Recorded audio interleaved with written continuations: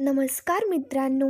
घरोघरी मातीच्या चुली या मालिकेच्या आजच्या भागामध्ये सुमित्राने आता ऐश्वर्याला एकदम बरोबर धडा शिकवलेला असतो. सुमित्राने आता ऐश्वर्याला सुनावून ती आता ओवीला सोडण्यासाठी चाललेली असताना ओवी आता खूपच हसत असते. ओवीचं ते हसणं पाहता सुमित्रा लगेच तिला विचारते, काय ग, काय झालं, एकटीच काय हसतीयस? तर मग ओवी असंच सांगते की आजी, तू ऐश्वर्या आंटीला काय भारी ओरडलीस. तू एकदम सॉलिड आहेस. मला ना खूप बरं वाटलं. तिने मला हाताला धरून घराबाहेर काढलं होतं ना. सुमित्रा आता म्हणू लागते, हो काढलं होतं. ते पहिल्यांदा आणि शेवटचं. यापुढे तुझ्याशी असं कोणी काहीही वागणार नाही. आणि तू एक गोष्ट लक्षात ठेव, कोणालाही घाबरायचं नाही. तर मग आता ओवी सांगू लागते की नाही घाबरणार, कारण माझी ब्रेव आजी आहे ना माझ्यासोबत. सुमित्रा आता म्हणू लागते, ओवी माझं एक काम कर, आता हे जे घरामध्ये झालं ना ते कोणाला काही सांगू नकोस. तर मग आता ओवी लगेच म्हणू लागते, अगं आजी, मला कळतं. ओवी आता सुमित्राला सांगते की टेन्शन नको घेऊ, या घरामधल्या गोष्टी मी कुठेही बाहेर नाही सांगणार. आणि मग त्याच्यानंतर ओवीला उशीर झालेला असतो. ओवी सुमित्राचा निरोप घेते. सुमित्रा ओवीला सावकाश जसं सांगते आणि ओवी लगेच तिकडनं निघून जाते. ओवी गेल्यानंतर सुमित्राच्या मनामध्ये घालमेल सुरू होते. तिला ओवीबद्दल काळजी वाटू लागते की ओवी नक्की घरी नीट जाईल ना. आणि सुमित्रा सुद्धा ओवीच्या मागे मागे जाते. त्यानंतर आता इकडे दुसरीकडे जानकी स्वयंपाक करत असते. तिला कुकरच्या वाफेमुळे चटका बसतो, कारण जानकीचं लक्ष स्वयंपाकामध्ये नसतंच. आता इकडे जानकी स्वतःशीच विचार करत म्हणते, सौमित्र भाऊजी म्हणाले होते की हे दुपारपर्यंतच घरी येतील, मग अजून कसे काय नाही आले? चौकशी झाली असेल ना? मी फोन लावते तर फोन सुद्धा घेत नाहीये. सगळं ठीक असेल ना? जानकीला तर आता ऋषिकेशचं खूप टेन्शन आलेलं असतं आणि तिला त्याची खूप काळजी वाटत असते. जानकीच्या हाताला वाफेचा चटका लागल्यानंतर जानकी आता इकडे फॅनच्या हवेपाशी येते आणि बरं वाटावं म्हणून हाताला हवेपाशी धरते. त्याच्यानंतर तेवढ्यात आता लगेच ओवी येते. ओवीला पाहता जानकी तिला विचारते, काय मॅडम, आलात का? भेटलीस का मैत्रिणीला? गप्पा मारल्या का मैत्रिणीशी? मग त्याच्यानंतर ओवी खूप खुश असते आणि जानकीला सांगते की खूप गप्पा मारल्या. त्याच्यानंतर आता इकडे दुसरीकडे ओवी फ्रेश होण्यासाठी जाऊ लागते, पण मात्र तेवढ्यात तिच्या खिशामधनं त्या सुंटवड्या खाली पडतात. जानकी लगेच हातामध्ये घेते आणि विचारते, कोणी दिल्या सुंटवड्या? त्यानंतर आता इकडे दुसरीकडे ओवीच्या मागे मागे सुमित्रा सुद्धा आलेली असते आणि सुमित्रा आता चोरून चोरून दरवाजातनं त्यांची गंमत पाहत असते. इकडे जानकीला ओवी घाबरत घाबरत सांगते की मैत्रिणींनी दिला. तर मग जानकीला समजतं की तीच मैत्रीण जिने ओवीला शिरा दिला होता. तर मग आता इकडे जानकी ओवीला म्हणते, पुढच्या वेळी आपण एक काम करू, आपण तुझ्या मैत्रिणीला खाऊ देऊयात. इकडे आता सुमित्रा सुद्धा दाराशी आलेली असते आणि सुमित्रा जानकी ओवी यांच्या दोघींचंही बोलणं ऐकत असते. जानकीच्या हातामध्ये त्या सुंटवड्या असतात. जानकीला त्याचा सुगंध पाहता खूप बरं वाटतं. आता इकडे जानकी विचारत असते, काय ग, नाव काय तुझ्या या मैत्रिणीचं, तिने तुला सुंटवडी दिलीये? ओवी आता सांगू लागते की ही माझी नवीन मैत्रीण आहे. म्हणजे नवीन नाही तर जुनीच आहे, पण ती दुसऱ्या वर्गात गेली होती ना आणि आम्ही परत एकत्र आलो, तिनेच दिलीये. इकडे आता जानकीला माहिती असतं की तिची ती मैत्रीण नेमकं कोण आहे. तर मग जानकी सांगू लागते की ओवी, मी तुझ्या या मैत्रिणीचं नाव तुला कधीच नाही विचारणार, पण मात्र तुम्ही दोघी कायम अशाच आनंदी राहा. आणि ही सुंठवडी खोकला आला की खायची, बरा होतो खोकला. इकडे सुमित्रा तर दारातनं ते सगळं ऐकते आणि इमोशनल होत असते.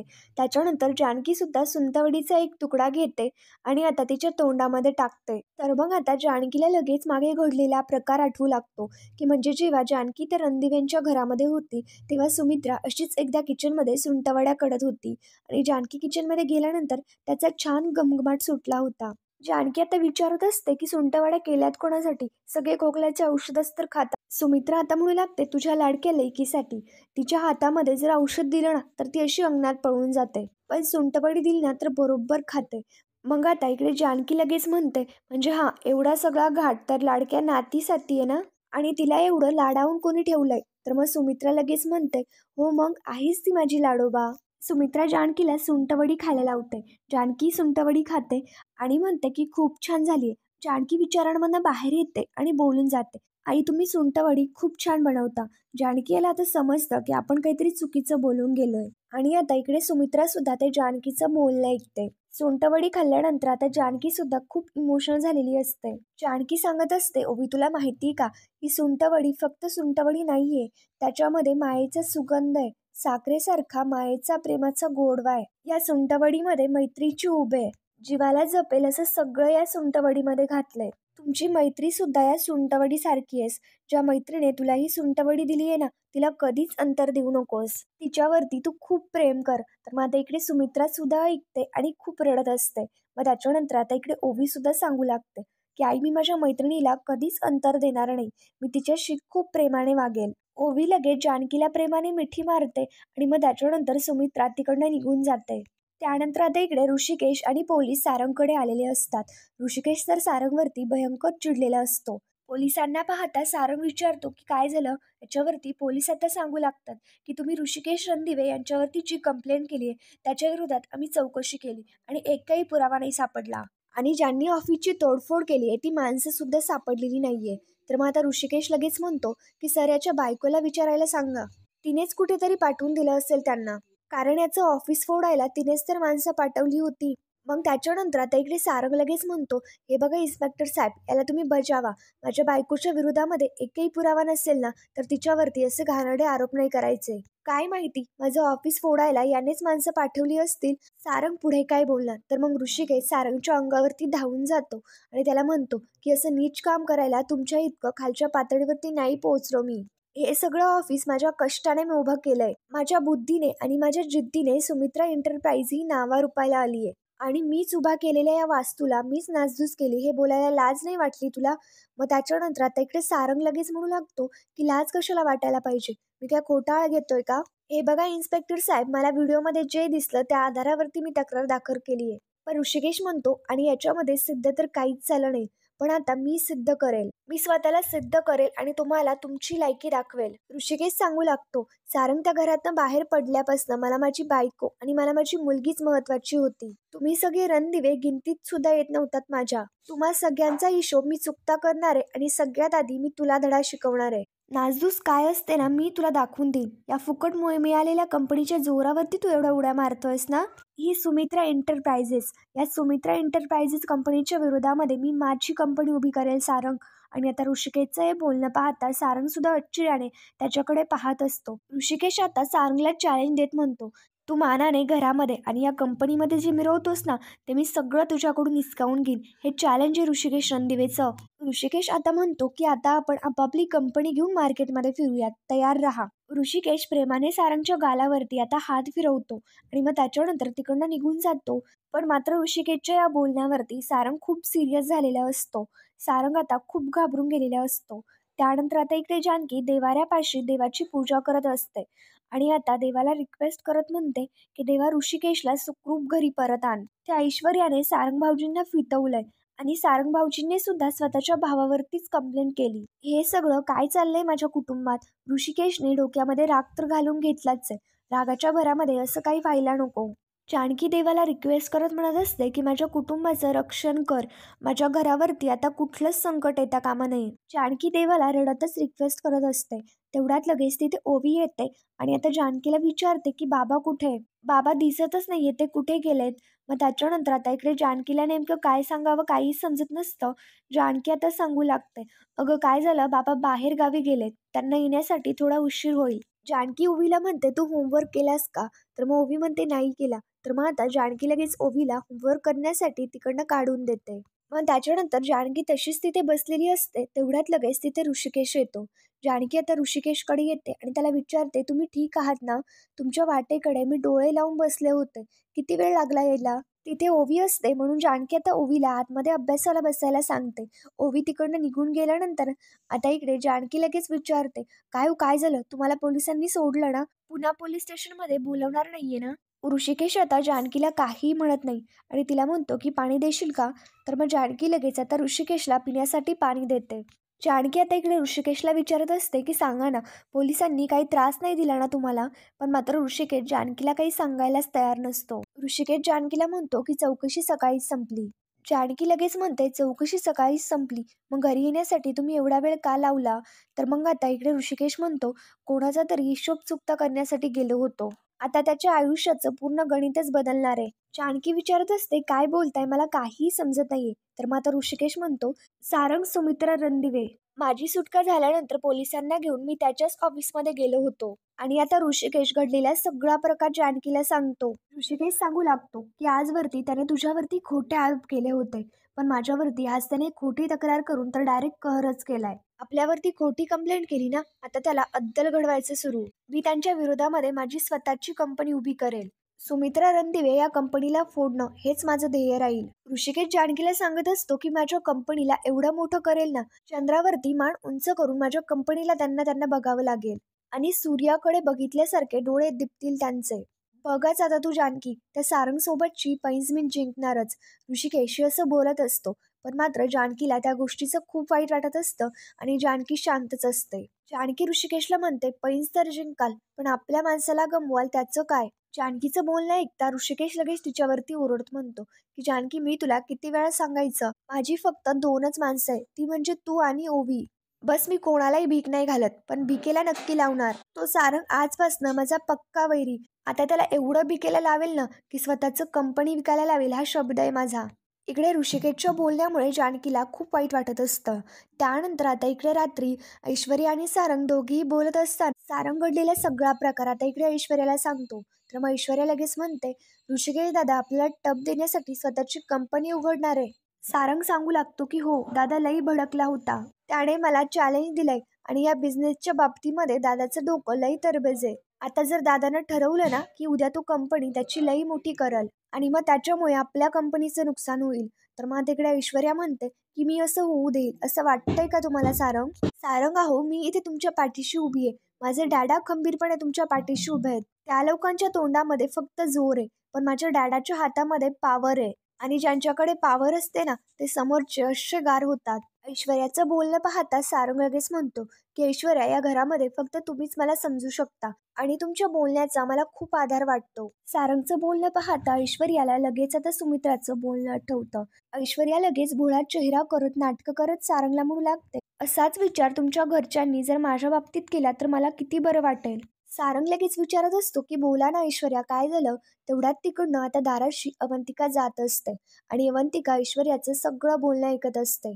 ऐश्वर्या सांगू लागते की सारंग ओवी आपल्या घरामध्ये पुन्हा आली होती. मागच्या वेळेला मी तिला तिच्या घरी परत पाठवलं होतं, पण यावेळी तिची पावलं नानांच्या खोलीपर्यंत पोहोचली. इकडे अवंतिका तर दारातनं सगळं काही ऐकतच असते. ऐश्वर्या आता म्हणत असते, सारंग मी याच्यामध्ये काहीच नाही करू शकले, कारण तिला हाताला धरून नानांच्या खोलीपर्यंत घेऊन जाणाऱ्या आपल्याच आई होत्या. खरं तर मी ओवी आणि आई यांच्या दोघींच्याही मध्ये यायला नकोच होतं, पण आई जे बोलल्या ना ते खूप वाईट होतं. सारंग विचारत असतो, काय बोलली आई? याच्यावरती ऐश्वर्या लगेच नाटक करत म्हणते, नाही नाही नको सारंग. सारंग आता म्हणू लागतो, नाही नाही मला कळायला हवं, तुम्हाला वाईट वाटलं ना, सांगा ना आई काय बोलली तुम्हाला?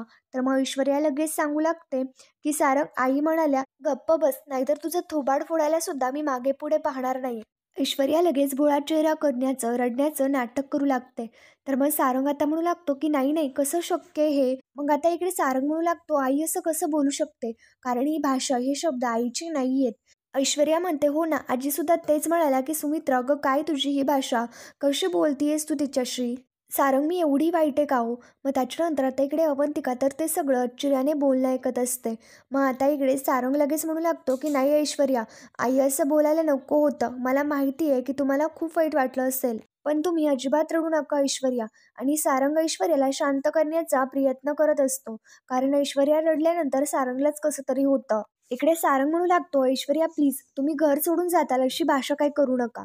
ऐश्वर्या लगेच आता सारंगवरती ओरडत म्हणते, अरे मी घर सोडून का जाईल? तर मग आता ऐश्वर्या लगेच जसं नाटकं करत सारंगचा हात आपल्या हातामध्ये घेते आणि त्याला म्हणते की सॉरी सॉरी, मी टेन्शनमध्ये होते ना म्हणून जरा टोन वरची लागली. सारंग, मी कशी जाईन घर सोडून? मी घर सोडून जाणं म्हणजे तुमच्यापासून दूर जाणं. मी नाही राहू शकत तुमच्याशिवाय. आणि सारंग, मी तुम्हाला असं एकटं नाही सोडू शकत. सारंग, मला काही माहिती नाहीये. तुम्ही आत्ताच्या आत्ता जा आणि आईशी जाऊन बोला. सारंगला आईंना सांगा की त्या जे काही करतायत, त्या जे काही वागतायत ते योग्य नाहीये आणि त्यांनी ताबडतोब ते सगळं बंद करावं. मग त्याच्यानंतर अवंतिका तर सगळं ऐकतच असते आणि मग त्याच्यानंतर सारंग तिकडनं निघून जाऊ लागतो. आणि आता ऐश्वर्याला म्हणतो, ऐश्वर्या मी गेलोच असतो, पण ती आता आराम करत असेल. मी तिच्याशी उद्या बोलतो, पण नक्की बोलतो. ऐश्वर्या लगेच आता सारंगला मिठी मारण्याचं नाटक करते. ते सगळं पाहता सारंगला बरं वाटतं, पण मात्र ऐश्वर्याचा हा डाव असतो हे कुठे सारंगला माहिती असतं. हे सगळं दारातून अवंतिका सुद्धा पाहते आणि लगेच स्वतःशी विचार करत म्हणते की कसली नालायक बाई आहे ही. आधी आई आणि मुलामध्ये फूट पाडलीच, पण आता एका आजी आणि नातीमध्ये फूट पाडण्याचा प्रयत्न करतीये. काही जरी झालं ना तरी सुद्धा सौमीला हे कळायलाच पाहिजे आणि अवंतिका लगेच तिकडनं निघून जाते. त्यानंतर सकाळी ऋषिकेश काम करत असतो. जानकीने त्याच्या मोबाईलमध्ये त्याचं ते शेतकरी हितकरी ॲप हे डाउनलोड केलेलं असतं आणि ती आता शेतकऱ्यांना त्या ॲपबद्दलची माहिती समजावून सांगत असते. मग जानकी आता ते कसं करायचं हे शेतकऱ्यांना सांगते आणि सचिन भाऊ लगेच म्हणतात, की हे तर एकदम सोपं आहे. जानकी आता म्हणू लागते, की तुम्हाला कठीण जाईल असं आम्ही काहीही करणार नाही. सचिन भाऊ आता म्हणू लागतात, काय जोडी आहे तुमची. कठीणातली कठीण गोष्ट सोपी करून सांगता आणि आपले ऋषिकेश दादा छोट्यातली छोटी गोष्ट मोठी करून सांगतात. आता या कंपनीचंच बघा, एखाद्या माणसाने कंपनीची छोटी सुरुवात केली असते, पण ऋषिकेश दादाने डायरेक्ट कंपनीची मोठी सुरुवात केली. जानकी आता म्हणू लागते, नाही नाही, ही एक कंपनी नाही, हे साधं ॲप आहे. पण मात्र इकडे सचिन भाऊ म्हणतात, की नाही नाही वहिनी, ही कंपनी आहे. ऋषिकेश दादांनी कंपनी सुद्धा सुरू केली आणि ती सुद्धा आपल्या हक्काची कंपनी.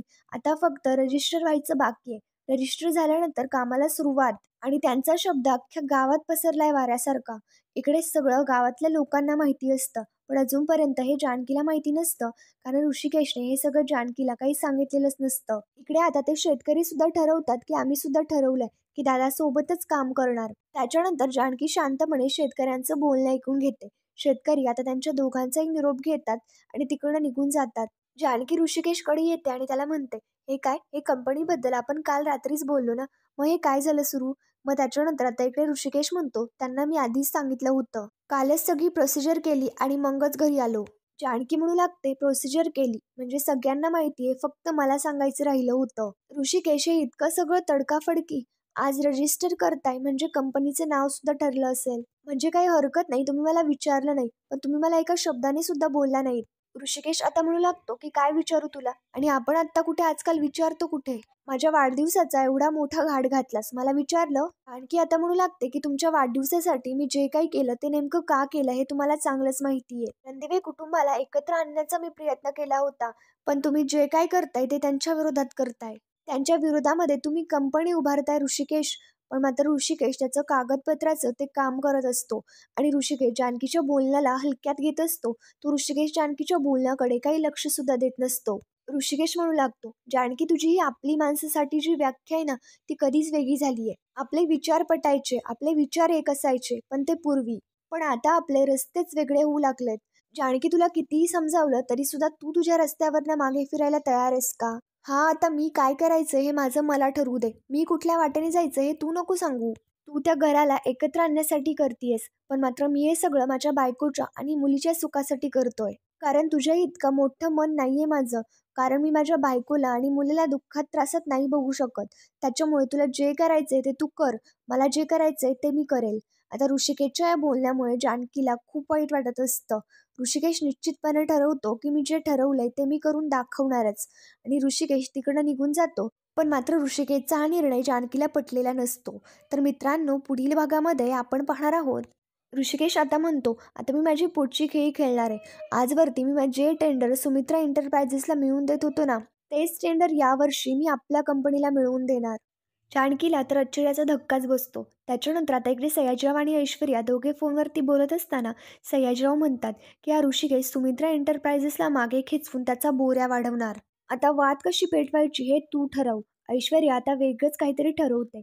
जानकीच्या हातामध्ये त्या पेपरची फाईल असते आणि जानकी स्वतःशीच विचार करत म्हणते, काही जरी झालं तरी सुद्धा ही लढाई मी जिंकणारच. या नवीन कंपनीच्या मदतीने मी माझ्या जुन्या माणसांना नक्कीच जिंकणार. तर मित्रांनो, पुढील भागांच्या डेली अपडेट्ससाठी आमच्या शिव मराठी या चॅनलला लगेच सबस्क्राईब करा. थँक्यू.